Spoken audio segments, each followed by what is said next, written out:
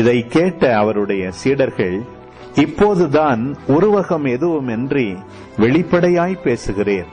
உமக்கு அனைத்தும் தெரியும். யாரும் உம்மிடம் கேள்வி கேட்க தேவையில்லை என்பது எங்களுக்கு இப்போது புரிகிறது. இதிலிருந்து நீர் கடவுளிடமிருந்து வந்தவர் என்பதை நம்புகிறோம் என்றார்கள். இயேசு அவர்களை பார்த்து, இப்போது நம்புகிறீர்களா? இதோ காலம் வருகிறது, ஏன் வந்தே விட்டது.